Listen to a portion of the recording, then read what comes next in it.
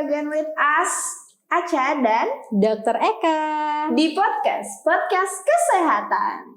Nah, kali ini Acha sama Dr. Eka bakalan ngebahas tentang apa yang mendalam dari yang kemarin kita udah bahas. Penasaran kan apa tuh yang kemarin? Makanya tonton video sebelumnya buat tahu apa sih yang kita bahas sekarang. Ya. Oke. Sekarang kita mau Apa bahas nih? endometriosis. Kemarin kan bersinggungan juga ya sama Kasus infertil. Betul.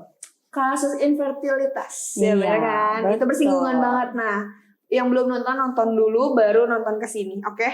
Ya. ditungguin sama kita. Biar nyambung ya. Biar nyambung, betul. Oke.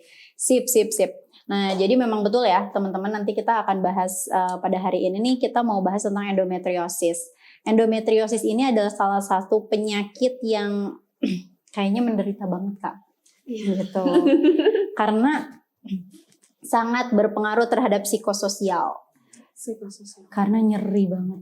Iya, betul. Tahu banget itu. Iya, nyeri banget ketika menstruasi, setelah berhubungan. Sehingga kan ketika setelah berhubungan dirasa nyeri, kayaknya rasanya aduh apa nggak usah berhubungan ya gitu. Pasti akan berpikirnya seperti itu karena memang sangat mengganggu nyerinya. Nah, selain itu karena endometriosis ini juga merupakan penyebab dari infertil ya yang kemarin sudah kita bahas, pasti jadi kepikiran gitu. Makanya ini menjadi salah satu penyakit yang psikososial. Nah, penyebabnya dari mana? Nah, penyebabnya Gitu, betul. Aku mau tanya juga, soalnya aku masih kayak mencerna. Oh, itu psikososial ya. Jadi kayak maksudnya fisiknya kena, mentalnya juga kena. Sosialnya juga iya, kena. sosialnya juga kena. Jadi aku masih mencerna itu, belum aku nanya nih penyebabnya apa sih gitu. Betul, penyebabnya apa sih gitu ya. Penyebabnya sebelum ke penyebab nih Kak Acha. Jadi kita harus jelasin dulu dong endometriosis ini apa gitu ya. Endometriosis ini merupakan jaringan yang dia itu jaringan endometrium yang kayaknya pernah kita bahas deh ya. Iya, kita awal kita pernah bahas. Nah, ke belakang lagi lihat lagi. Jadi lihat lagi ya, cari lagi. Nah, tentang lapisan di uterus ya waktu itu kita bahasnya. Nah, ini ada lapisan namanya endometrium dan jaringannya bertumbuh tapi di luar uterus gitu. Jadi di luar rahim gitu ya. Di mana? Misalnya di tuba kah atau misalnya di ovum kah atau dimanapun itu ya. Nah, dan sering disebut juga kista coklat gitu. Kista coklat nih. Betul. Nah, hal ini biasanya gejalanya nyeri. Yang lebih dominan adalah nyeri gitu. Banget. Iya. Kayaknya mendingan nyeri diputusin pacar daripada nyeri ini Kak Acha. Soalnya nyeri banget ini ya teman-teman. Nyeri waktu mens, nyeri setelah berhubungan, bahkan ada yang sampai nyeri pipis sama pup. Gitu. Nyampe berpengaruh juga ya, seberpengaruh itu. Buang air juga. Iya, gitu kan. betul. Dan biasanya ini ada gangguan lebih ke prolong waktu menstruasi. Jadi lama banget mensnya. Atau ada perdarahan di luar waktunya mens. Jadi nggak waktunya mens nih, tapi kok keluar darah. Nah, gejalanya meliputi itu. Sehingga memang cukup menguras hati, tenaga, dan pikiran tentunya penyakit ini ya. Gitu. Sehingga penyebabnya harus kita ketahui nih, apa nih gitu kan. Banyak penyebabnya. 1, menstrual retrograde namanya. Apa tuh? Kak, asing banget ya. Iya, apa tuh? Oke, menstrual retrograde ini jadi ketika darah mens, darah haid itu keluar. Nah, tapi terjadinya reflux itu naik ke atas gitu. Kok bisa ya gitu. Kok bisa gitu kan ya. Nah, sehingga ini bisa membentuk suatu jaringan karena menstruasi itu kan memang berasal dari lapisan uterus ya. Nah, dia bikin tuh lapisan yang tapi di luar uterusnya itu sendiri. Dia bentuk tuh gitu dari si mens yang naik ke atas. Gitu. Kok bisa ya gitu kan ya. Mens kok naik ke atas. Iya, makanya kan bisa ya. Makanya aku dari juga sambil naik ke atas. Gimana caranya gitu kan ya? Gimana caranya, Betul. Nah, terus selain itu penyebabnya juga bisa dari adanya faktor genetik gitu. Jadi genetik juga berpengaruh gitu. Betul. Dan selain itu bisa juga karena ada penyakit imun Jadi kalau penyakit imun itu si tubuh kita kebingungan. Ini tuh sel baik, sel tubuh, sel jahat sih gitu. Nah jadi dia bingung. Taruh aja deh di mana gitu. Jadinya Kayak bingung imun. Iya, bingung imunnya keder. Nah, gak cuma kita aja ya bisa keder, sel juga bisa. Nah, terus selain itu juga dari pembedahan. Jadi misalnya nih histerektomi itu diambil rahimnya gitu. Atau misalnya dari SC. Nah, karena kalau dibaca dari jurnal, dia itu ketika pembedahan khawatirnya ada sel-sel yang menempel pada saat penyayatan sehingga dia tumbuh tuh di lapisan yang bukan uterus gitu. Kepikiran sih ya sampai Makanya kayak, jadi kalau misalkan kita nggak ada genetik ataupun kita si mensnya nggak sakit, tapi kalau misalnya kita habis bedah di daerah sini gitu, di daerah bawah situ, berarti ada kemungkinan untuk memiliki si endometriosis ini. Betul, ada kemungkinan gitu. Jadi memang sangat memungkinkan ya gitu. Dan memang nggak bisa diprediksi sih. Soal kalau penyakit memang rata-rata ya yang agak-agak agak ngeri lah gitu ya. Ini agak sulit diprediksi gitu. Jadi random lah. Penyakit itu random, kena ke siapa, kapan gitu kan ya. Gitu. Oke. Nah kayak gitu Kak Aca. Nah kalau si endometriosis ini nih, misalkan kayak Kakak Aca tuh pernah, jadi Aca tuh tahu banget sakit mens tuh kayak gimana sih tuh dari dia gitu. Dari dia tuh sakit mensnya bener-bener sakit sampai pingsan, di jalan. Di jalan dia pingsan gitu. Terus dia tuh selalu, pokoknya setiap hit itu dia tuh selalu tersiksa gitu. Nyampe setubuh itu, sebadan-badan itu kram, kayak gitu. Terus dia sekarang udah sembuh, alhamdulillah. Dia sudah sembuh dan itu tuh bisa sembuh total atau tidak sih sebenarnya? Nah kalau kita baca dari jurnal sebetulnya bisa sembuh, tapi rekarensinya atau keberulangannya itu 50% terjadinya setelah 5 tahun. 5 tahun? Setelah 5 tahun gitu. Jadi bisa berulang ternyata. Di tempat yang sama? Bisa jadi site-nya sama, bisa jadi juga beda. Gitu. Jadi memang ketika terkena endometriosis ada pengobatan yang lumayan panjang gitu. Terus juga makanya menguras banget karena kan berarti harus kontrol terus gitu kan ya. Nah setelah itu juga biasanya pada penderita endometriosis mengalami gangguan kesuburan sehingga setelah pengobatannya selesai yang ditingkatkan adalah kesuburannya. Gitu. Betul. Karena yang waktu itu Aca ikutin juga, maksudnya Aca nemenin kan, berobat dulu si endometriosisnya, baru itu berobat hormon kalau dia, hormon untuk kesuburan kan. Betul. Jadi ada obat-obatnya juga, lumayan ya, banyak banget dan besar-besar. Iya betul, karena endometriosis ini biasanya obat-obatannya berhubungan dengan hormon. Betul, jadinya biasanya hormonal pengobatannya gitu. Nah kalau misalkan ada kena endometriosis nih, ada dia tuh kemungkinan bisa hamil atau gimana sih? Ya betul. Nah bisa, cuman memang mungkin harus mengobatinya dulu nih, pengobatannya dulu nih yang harus tuntas, fokus dulu ke pengobatan gitu ya.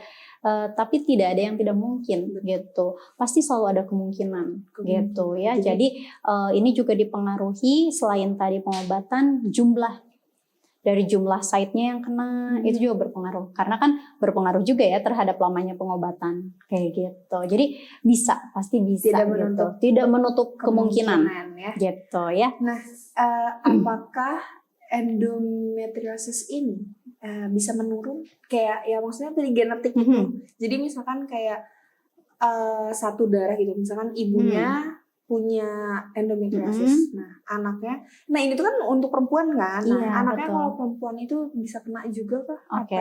Meningkatkan faktor resiko.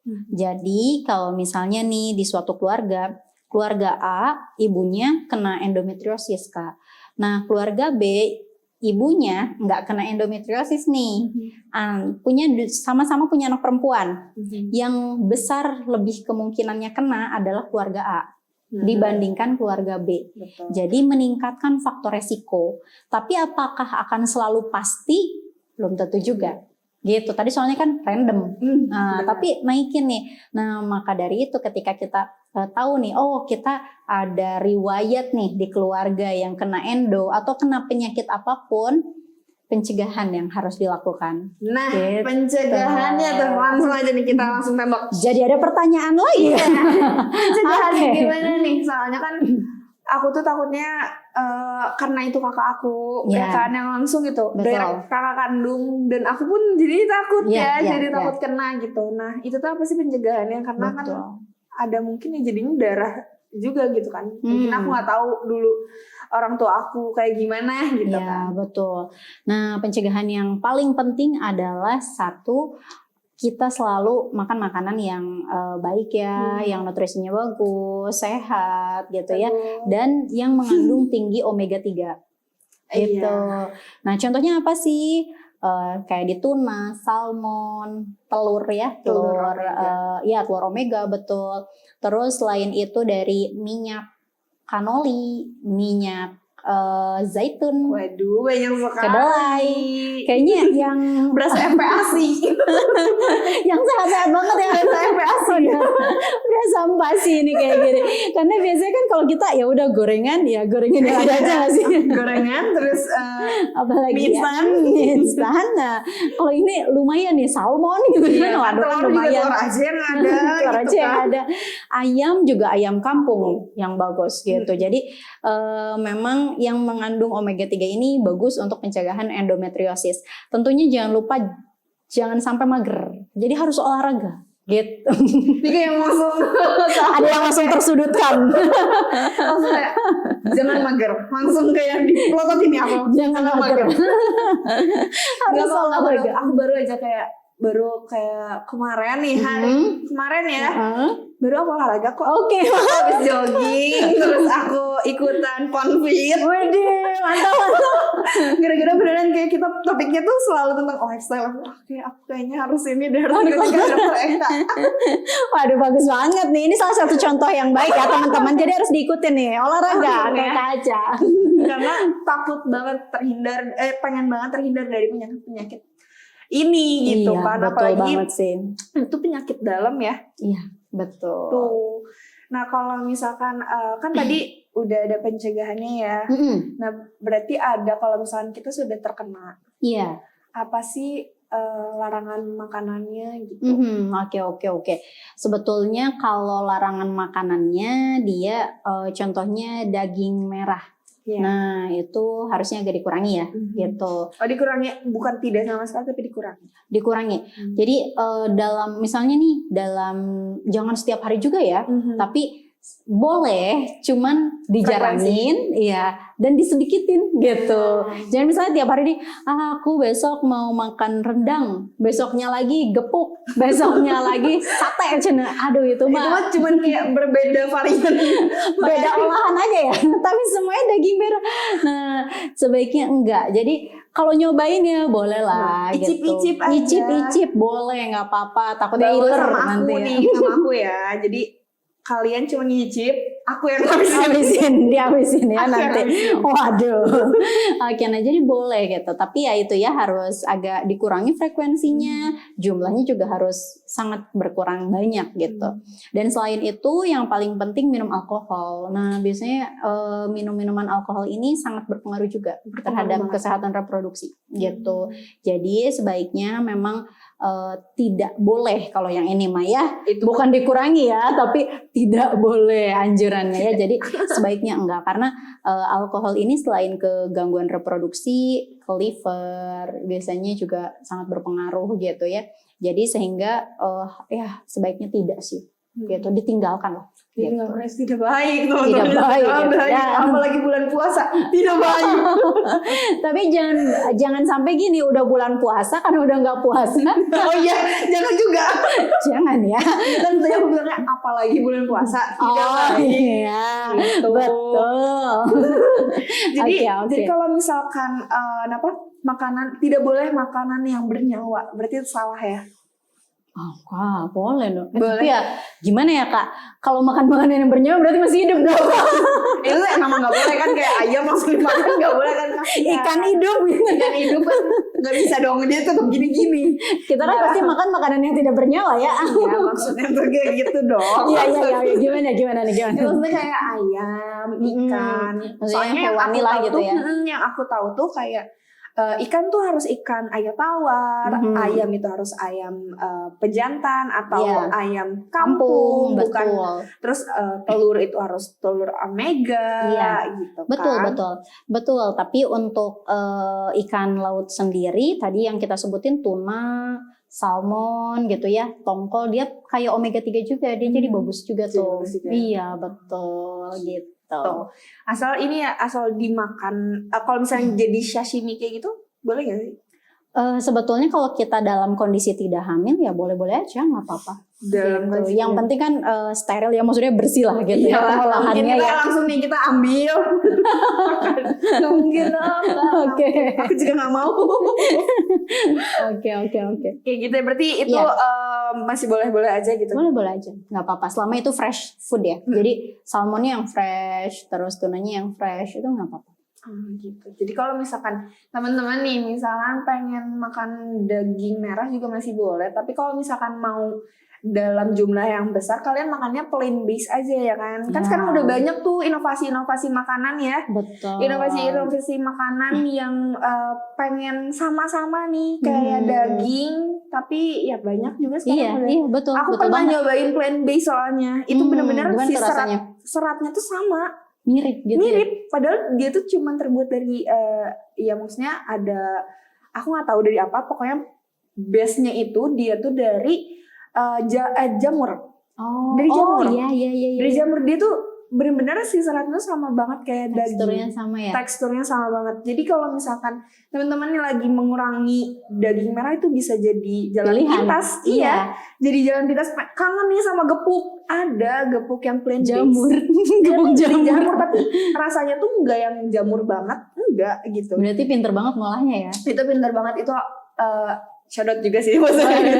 Keren juga. Nah, buat teman-teman nih, tadi harus benar-benar sih sebenarnya ini tuh kita tuh benar-benar harus menjaga lifestyle ya. Iya, kembali Kembali lagi terus-terusan sama Aca diingetin, sama dokter Eka juga diingetin gitu buat jaga lifestyle kalian, karena Betul. itu juga bukan buat buat kamu doang ya, buat kamu, bukan sekarang gitu, maksudnya bukan buat sekarang doang, karena buat kedepannya juga itu sangat namanya berpengaruh betul. Buat berpengaruh banget sama kehidupan kalian di masa yang akan datang gitu.